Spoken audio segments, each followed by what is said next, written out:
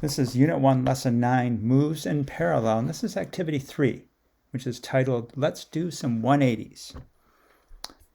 So in this case, what they want you to do with these 3 points, A, C, and B, is rotate them 180 degrees around the center of rotation, which is point D. And so what's going to happen to A as it rotates around, C as it rotates around, and B as it rotates around. And it's important to note that it's a 180-degree rotation. So since point D is on the line, then when these points rotate 180 degrees, they're also going to fall on that same line. They're not going to fall anywhere else, just on the same line. But their positions are going to be on the opposite side. So let's see what happens. So as A rotates around, it lands, and you can imagine a circle being drawn. It lands an equal distance away from D on the opposite side.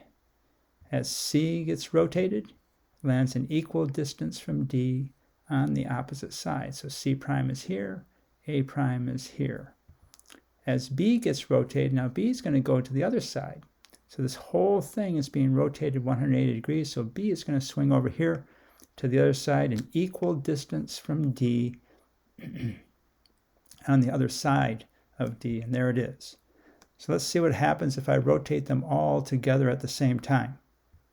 See them all move together, they all rotate around, and they line up along the same line, just on the other side of the center of rotation.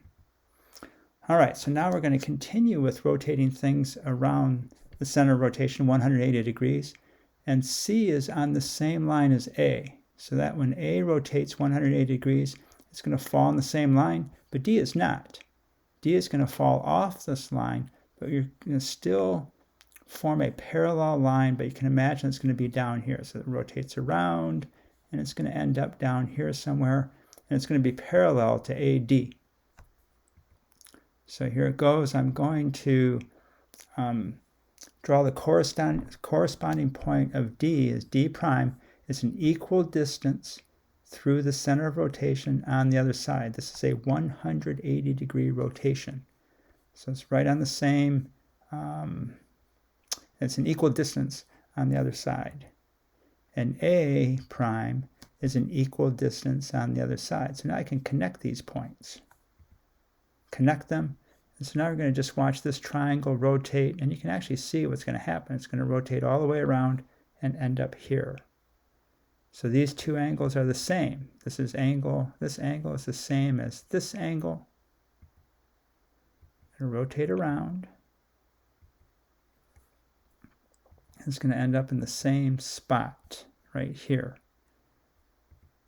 And so now if you notice, now you have two parallel lines. Let's just go back just a little bit.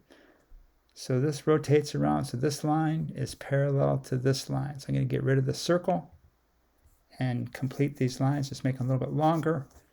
And so you can see that this angle here at point A is the same as this angle at point A prime. It's the same thing. It rotated around, didn't change the size at all. And those are called alternate interior angles. So if you have two parallel lines, or a pair of parallel lines, and you have a line that runs through them, then the angles that are opposite each other through the center of rotation are called alternate interior angles, and they are always equal. This is actually lesson 14 coming up. Just getting used to rotating things 180 degrees. All right, so let's see what happens if you now rotate D, A and D 180 degrees.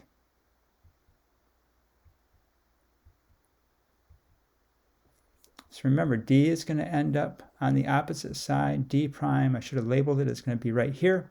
So it's the opposite side of the center of rotation, an equal distance away from that center. A is going to land right on this line. It's the opposite side of the center of rotation. I should have labeled this A prime. So both lines, there are two lines in this case. They're going to rotate 180 degrees. So D is going to land on the same line on the opposite side. A is going to land on this same line on the opposite side. There they go. And you see that these angles, so this is D prime and this is A prime. And you see that these two angles, this angle here is the same as this angle here because it rotated around. Didn't change size, just rotated around. So this angle is the same as this angle. And likewise, this angle here is the same as this angle. They have to add to 180 degrees as you fall on this line here. And these two angles have to add to 180 degrees as they complete this line on the other side. These are called vertical angles. So angles through an intersection are always equal to each other. So they are called vertical angles. And we just proved that. All right, so let's do some 180s. So there's a bunch of 180 degree rotations.